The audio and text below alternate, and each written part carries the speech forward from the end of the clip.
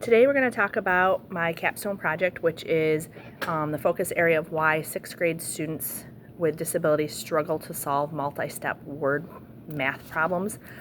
They often demonstrate working memory challenges, which are difficult in helping them identify relevant information, and they lack a structure of strategies. As a result, they experience frustration, avoidance behaviors, low performance on their benchmark assessments, and the problem persists, which then registers and represents a significant barrier to them assessing in grade level mathematics. Therefore, my research question has to do with how does explicit schema-based instruction affect the accuracy of solving multi-step word problems for 6th grade students who receive special education services. I went through and reviewed multiple articles. I had a minimum of 4 articles, but I actually reviewed at least 8 or more, honestly, and talked about those. So my various things with those articles consisted of how I had different schema-based instruction, the students' consistent evidence supports schema-based instruction, the SBI. Students showed improvement, accuracy, generalization, and maintenance. There was explicit modeling and diagrams that reduced cognitive load. There was many factors that did affect the different problems, maybe the lack of structure in their instructional approach, the students' working memory, they had a lot of attention difficulties, sometimes it was inconsistent paraprofessional support, which made it even harder for these, students to learn. So students that were impacted were in 6th grade students that had either IEPs or 504 plans in math. They struggled on their benchmark assessments and independent strategies, and these teachers needed evidence-based interventions to assist them with learning the stuff that they needed to learn. So thus in schema-based instruction, it's a small group model where you teach and then you build onto each of it so that the students are learning and using visuals to achieve the skills that you want them to achieve. So my SMARTY goal stated that by the end of the intervention, the 6th grade students that receive these special education services would increase their accuracy in solving multi-word step problems by at least 30% from baseline through this explicit schema-based instruction that was delivered in small groups.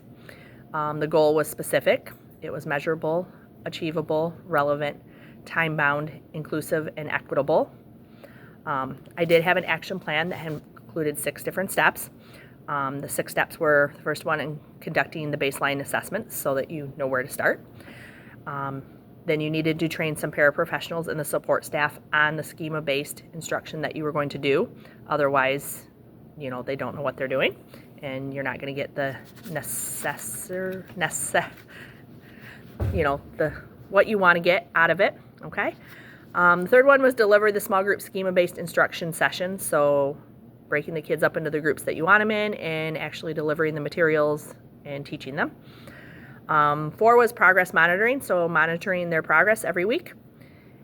5 was conducting a post-assessment and analyzing their growth to see if they're actually growing in the system that you were using. And the last one was evaluating implementation fidelity, gathering staff feedback. All of the steps that I included were intentional, explicit, and aligned with the SMARTY goal that I have. So hopefully the kids were achieving. On my goal attainment scale, or the GAS, to evaluate their progress, I had a 5-point goal attainment scale ranging from -2 to +1. +2 would represent them going much more above than the expected goal in growth, such as over a 50% accuracy increase. 0 represented them making just the 30% growth target. -2, minimal or no progress. So it did represent both mid-year and end-year sections, and it allowed me to analyze both partial and full attainment of my SMARTY goal itself. During this process, it helped to strengthen my ability to design evidence-based interventions, to use data to drive instruction, collaborate effectively with paraprofessionals, other educators, and people that were going to be working on this program. Excuse me. It also reinforced the importance of structured mathematical instruction for students that do have disabilities and need extra assistance.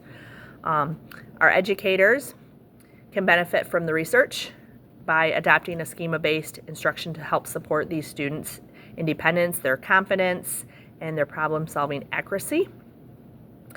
And this would allow for things like that. Also with doing this, it did support, a general strategy for, their learning, and it helped to generalize some of maybe problems that you were seeing and to actually work with the kids and resolve some of those problems. Implementing the SBI also was consistent with modeling and using diagrams, making sure that you trained the professionals for fidelity, and making sure they were fully trained in understanding what you were expecting them to do and get out of it. And then using the GAS and progress monitoring for data-driven decisions overall. SBI also helped to improve the accuracy, and it would also help to improve the student confidence because they would learn skills and things necessary for them to be successful in solving these multi-word step problems.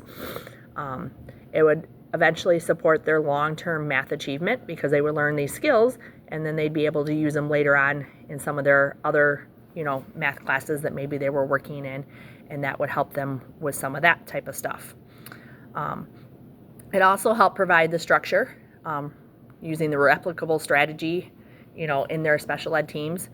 So these teachers and paras and people working with them, they would learn these skills and they would be able to, replicate them daily or however often you're meeting with your groups, and hopefully you would be seeing progress as you're doing weekly reports with these students. So thank you for listening to my project on explicit schema-based learning with 6th grade students in special education, and have a great day.